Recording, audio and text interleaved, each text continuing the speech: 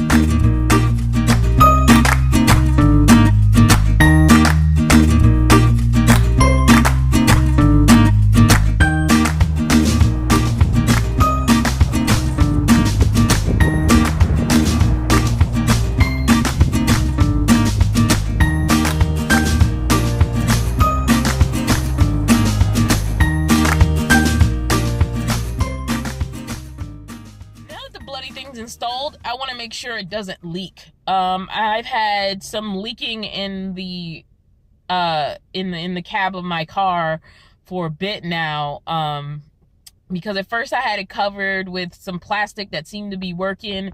Then all of a sudden I started seeing drips of water forming around the sunroof area. So basically the tape and the plastic were failing me, and a sunroof is on top.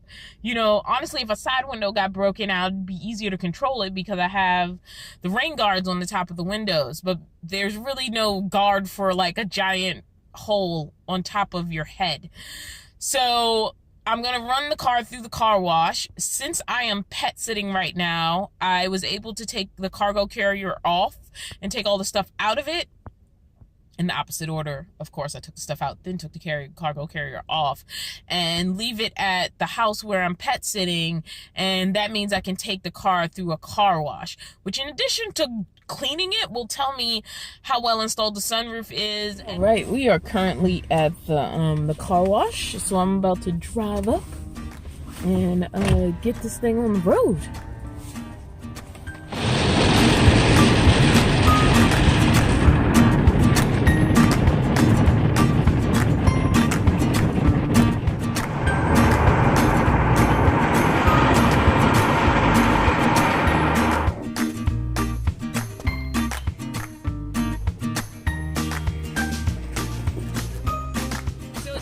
like it was successful. There was no rain came in the car.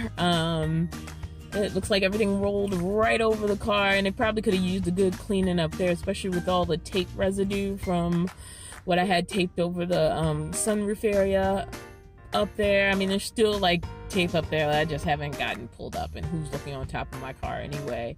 And once I put the cargo carrier back up there, it'll be covered up. But it seems like it's successful. My roof is no longer leaking, which is a big deal.